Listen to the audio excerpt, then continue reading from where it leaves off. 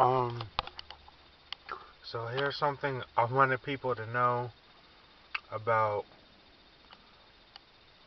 me, I guess, because in the whole situation about mysticism in the King James version of the Bible.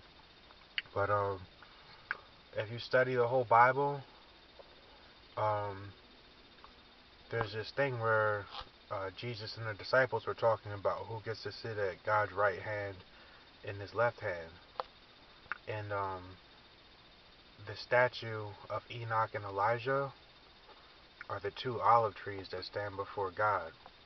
So they're the two people who stand before God at his right hand and his left hand on his throne. So obviously, I'm Nick, or Enoch, and the other one is Elijah,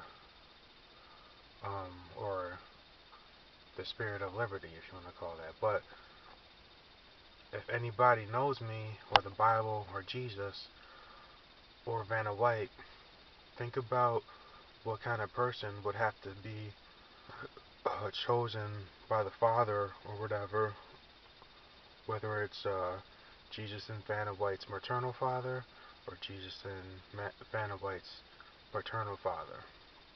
But what kind of person would have to be qualified to sit at the right hand of God and the left hand of God? So it's a male-female couple kind of thing, and my name is Nick of Jerusalem, or Enoch of Jerusalem, whatever, Enoch of Jerusalem, whatever, who cares? But my name is Nick Rastetter. My name is Nick Rastetter. Which actually does stand for Jerusalem. I don't care what some bozo in Trenton, New Jersey tried to make me believe it does.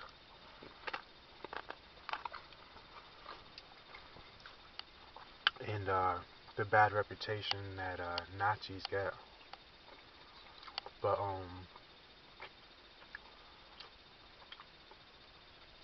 so why would anybody want, other than me and whoever this woman I'm supposed to marry, sit at the right hand of God or the left hand of God? I mean, that might be like a fucked up kind of person. But if anybody knows me and whoever this invisible woman is,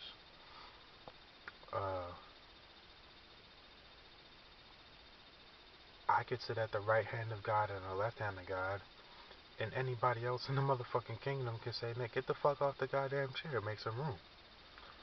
I'm like, cool, but my girlfriend.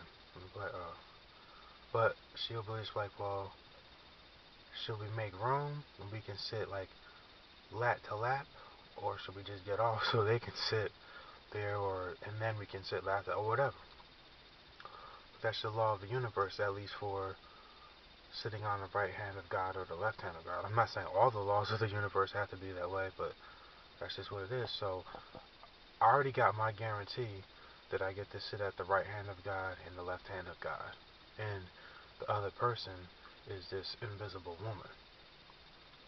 So, and obviously anybody in the Ku Klux Klan is welcome to sit on the throne at any given time.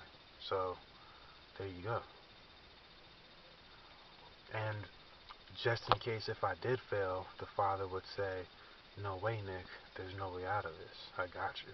So if there's people out there who are wondering, there are people out there who are just like me who know they've got their throne.